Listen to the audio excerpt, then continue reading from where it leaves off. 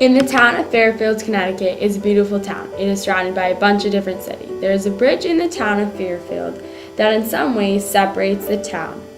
On the north side of the bridge, where the happy, rich, and wealthy people are, with big houses and a nice, wonderful town. Most of the jobs that are in the town are bank occupations.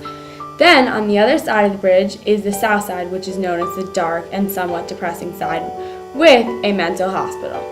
There is a scrawny 70-year-old man named Dr. Charles Edgar that owns this mental hospital and a cemetery too. This mental hospital is called Edgar's Mental Institute for the Insane because it has been in the family for years. He lives in a shack right next to it. Edgar keeps himself isolated and he is not very nice to the townspeople nor to the patients. There is a small opening in the bridge where Laura lives, and she's one of the townspeople. She helps people escape the hospital and come to the north side of town.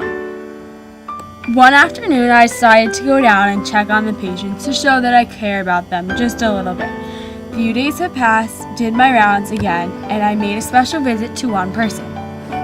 I visited Brenda, and I became very attached. Since then, I visited her each time.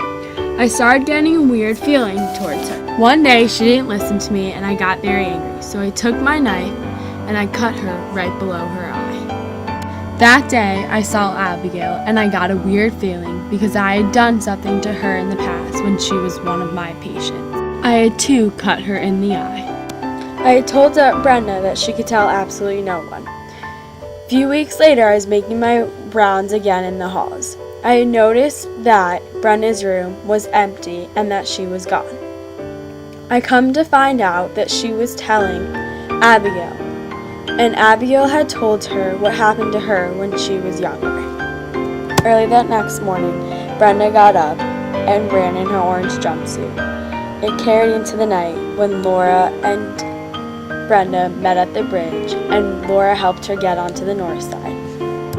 When I found out that Brenda was on the north side, it made me happy because it was very similar to my dream. My dream was that I lived on the north side with a family, a big house, and all in all, a better life.